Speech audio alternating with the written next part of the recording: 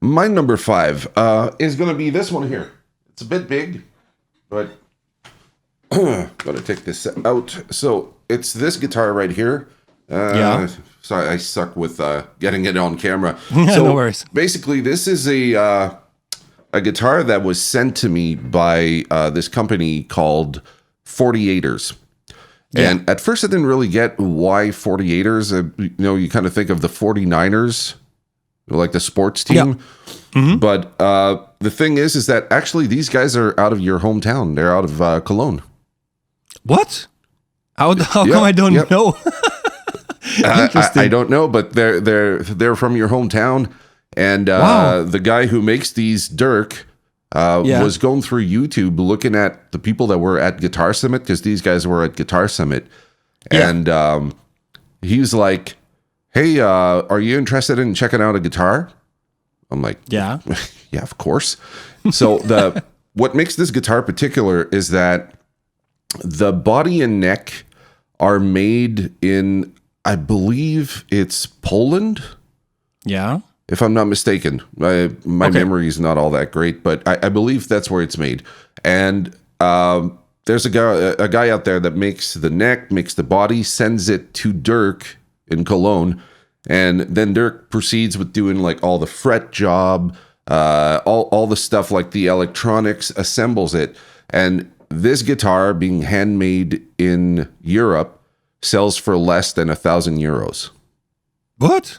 And Okay. yeah, and that was the goal with these guitars, is to give you a high quality guitar, but under €1,000. They don't do any custom work because it's just like basically one guy doing it.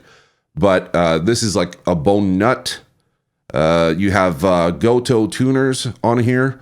The it's CTS spot, but they put these Tesla pickups in here, and that's where they save money. So it's not like DiMarzio or Seymour Duncan or anything fancy, but they're still very good sounding pickups, and that's why Dirk went with it.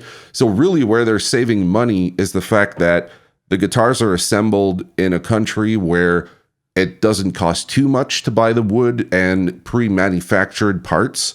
And then it's one person going over all the quality control for the instrument. So they're not building like 5,000 of these guitars a year. So there's still a lot of attention put to quality control. And the 48ers is because the neck is wide. So the nut here is 48 millimeters. Okay, more like a classical guitar, if you will. So as you can see, I don't have small hands, right? So when you get on here, I suck at this stuff. So when I get it on here, my hands are just super comfortable. If I use something like my Steve Morse, it's a more narrow neck, and I tend to play a lot of flub notes. But on this here, you have a lot of string separation. So it's way more articulate for someone with big, clumsy hands like me to play something like this. And the guitar is in baby blue. I know it's not coming across too much on here. It looks like a darker blue.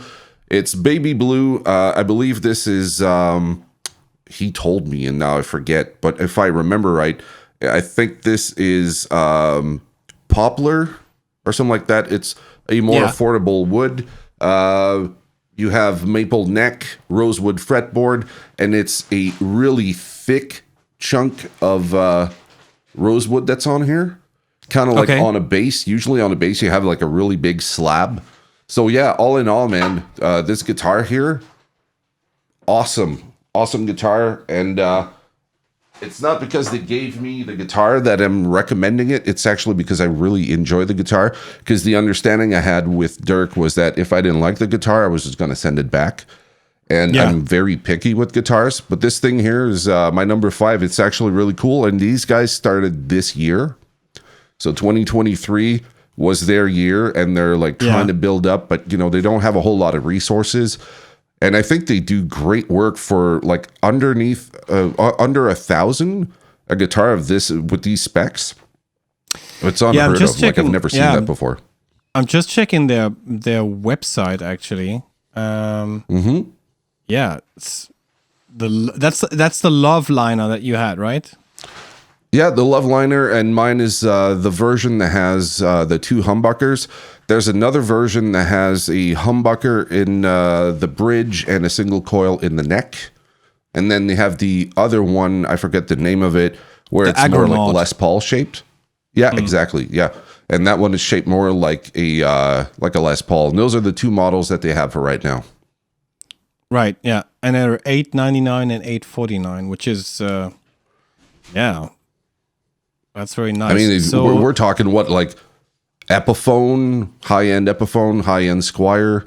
It's in that price range, right? yeah, 100%. But they're not from my hometown. That's I was running, but they're not from my hometown. They're actually No? I mean, they're not Okay. far away. No, they're not so far away Okay. from me. I would say like an hour and a half, maybe. Oh, okay. Something like I that. was sure he had told me that he was from Cologne. But It might be me just misunderstanding. I, but yeah, nice. And Yeah. the thing that really like speaks to me is it's made in Europe. It's made in Europe. That's Yeah. definitely something that I enjoy. I think it is rare these days, and there's some stuff that you can't. There's stuff that you can't evade. I mean, it's impossible, especially when it comes to components, to say I'm gonna have everything made and Yeah. placed and whatnot in Europe. It's impossible. If I would do PCB boards in Europe, my pedals would cost double. Oh yeah, for sure. Yep. It's just Yeah, impossible. and that's one of the things I found really interesting. Like the Tesla pickups, I believe those are made in South Korea. Mm-hmm. So they're still sold like a premium guitar pickup, but at a way more affordable price. And the ones that are in here, I'm not even sure I would change the pickups on this thing. They're nice and hot, but they're clear. There's no mud, and they're really well designed pickups. So if anyone ever wonders, like, is there like a cheap alternative to, let's say, DiMarzio or Seymour Duncan, and you don't want to go with like pickups on Amazon that you never heard of, Tesla, these ones here, man, they're awesome. I think they are again, I suck. I think it's Nitro 3 or something like that that's in here. And very cool. Yep. That's my number 5. It's I fully agree. I've heard of Tesla pickups. They've always been kind of around, but I've never taken a closer look at things. So I think I think I need to do that. And if I'm not mistaken, I think some Harley Benton guitars have Tesla pickups in them. Like some of the higher end Harley Benton guitars have them or had them at some point. I'm not too sure on if they still use them, but I know that there's echoes out there of having Tesla pickups at some point in those guitars.